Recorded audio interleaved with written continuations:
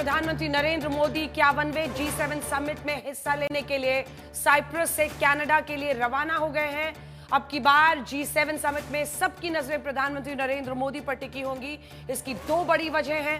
पहली ये कि कनाडा में जस्टिन ट्रूडो की सरकार जाने के बाद इसे भारत कनाडा संबंधों का नया चैप्टर कहा जा रहा है, और इसी के साथ साथ इससे ज्यादा अहम वजह यह है कि वहां ऑपरेशन सिंदूर के बीच प्रधानमंत्री नरेंद्र मोदी की अमेरिकी राष्ट्रपति डोनाल्ड ट्रंप से पहली बार मुलाकात होगी। अभी तक दोनों के बायलैटरल द्विपक्षीय बातचीत की कोई कंफर्मेशन नहीं है, लेकिन इतना तय है कि आमना सामना होगा। मुझे बताने की जरूरत नहीं कि 10 मई को सबसे पहले ऑपरेशन सिंदूर के सीजफायर करवाने का दावा डोनाल्ड ट्रंप ने किया था। उन्होंने बाकायदा ट्वीट किया था, उसके बाद वो लगातार बोलते रहे हैं।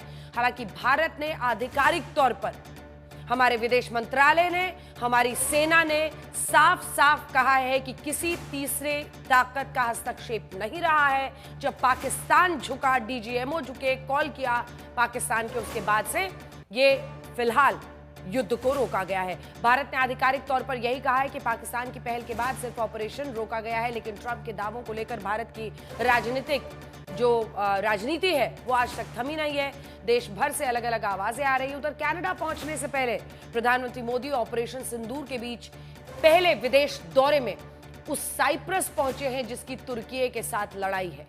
यहां पर यह कहना जरूरी है कि भारत ऐसे देशों को भी नहीं भूलता है जिन्होंने मुश्किल की घड़ी में हमारे दुश्मन का साथ दिया, और इसीलिए इसे मोदी का सबसे बड़ा कूटनीतिक दांव कहा जा रहा है। भारत के खिलाफ पाकिस्तान के मददगार तुर्की के दुश्मन साइप्रस तक पहुंचकर प्रधानमंत्री नरेंद्र मोदी ने बड़ा कूटनीतिक दांव चला है। दुश्मन के दोस्त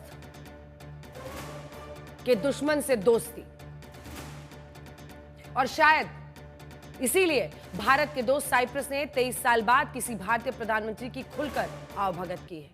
कहते हैं कि दुश्मन का दुश्मन अगर दोस्त बन जाए तो चाल सही काम आता है। वैसा ही होता हुआ दिखाई दे रहा है। एयरपोर्ट पर वहां के राष्ट्रपति प्रधानमंत्री मोदी को रिसीव करने के लिए आज पहुंचे थे, जिसकी तस्वीरें हम आपको दिखा रहे हैं। वहां प्रधानमंत्री को इसके बाद सर्वोच्च नागरिक सम्मान भी मिला है। तो आज हल्ला बोल का मुद्दा यही होगा कि क्या साइप्रस और G7 का मंच मोदी का पावर पंच। लेकिन इससे पहले कि हम चर्चा की शुरुआत करें, ये रिपोर्ट।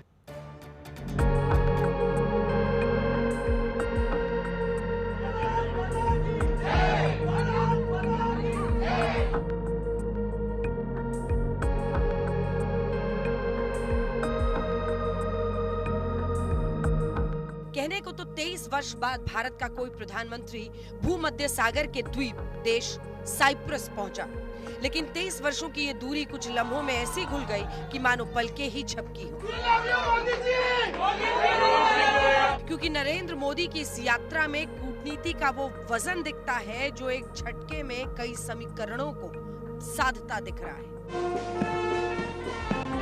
पहला ऑपरेशन सिंदूर में पाकिस्तान के आतंक पर प्रहार के बाद प्रधानमंत्री नरेंद्र मोदी की ये पहली विदेश यात्रा है, इसीलिए इसकी अहमियत बढ़ी हुई है। दूसरा, साइप्रस भूमध्य सागर का वो द्वीप है जिसकी उस तुर्की के साथ शत्रुता है जिसने ऑपरेशन सिंदूर में पाकिस्तान की खुलकर और बढ़ चढ़कर मदद की थी। साइप्रस कश्मीर से लेकर आतंकवाद के मसलों पर भारत का पक्षधर शुरू से रहा है।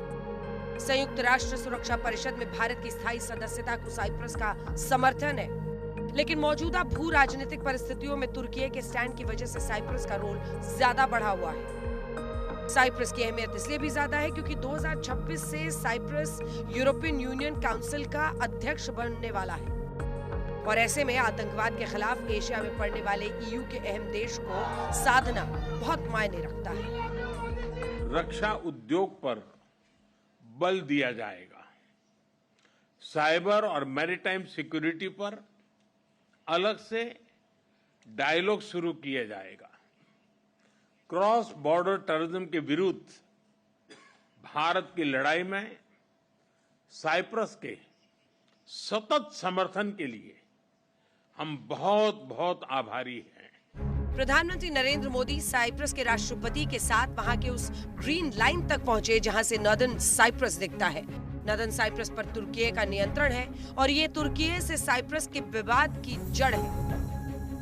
पाकिस्तान के दोस्त तुर्की को तुर्की के दुश्मन साइप्रस से मात देने का ये कूटनीतिक दांव आइए आपको समझाते हैं। आप समझ सकते हैं कि ये तुर्की को मोदी का एक बड़ा संदेश है। पाकिस्तान के दोस्त तुर्की को तुर्की के साथ दुश्मन से मात देने का ये कूटनीतिक दांव है। और तो और साइप्रस मिडिल ईस्ट कॉरिडोर को बनाने में भारत का रणनीतिक पार्टनर भी बन सकता है। मेडिटरेनियन क्षेत्र के साथ कनेक्टिविटी बढ़ाने पर भी हमने बात की।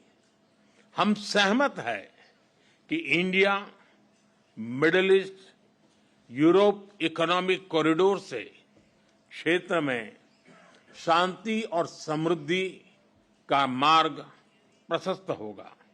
मेडिटरेनियन क्षेत्र के साथ कनेक्टिविटी बढ़ाने पर भी हमने बात की। साइप्रस मोदी की कूटनीति का अहम पड़ाव है, तो इस द्वीप देश ने भी मोदी को अपना सर्वोच्च सम्मान दिया है। साइप्रस में प्रधानमंत्री नरेंद्र मोदी को लेकर कैसा उत्साह है, इससे सिर्फ इसी बात से समझिए कि यहाँ उनका पैर तक छुआ गया।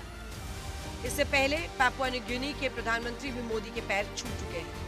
लेकिन कूटनीति के इन संदेशों के उलट कांग्रेस महासचिव जयराम रमेश ने मोदी के साइप्रस दौरे को लेकर अडानी की बात की है।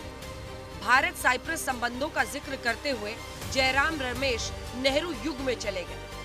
लेकिन बीजेपी पूछ रही है कि 2002 से कोई भारतीय प्रधानमंत्री वहां क्यों नहीं गया, इस पर चुप्पी क्यों नहीं तोड़ते।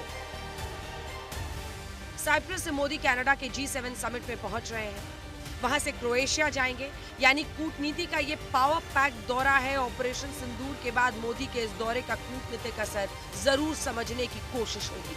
ब्यूरो रिपोर्ट, आज तक।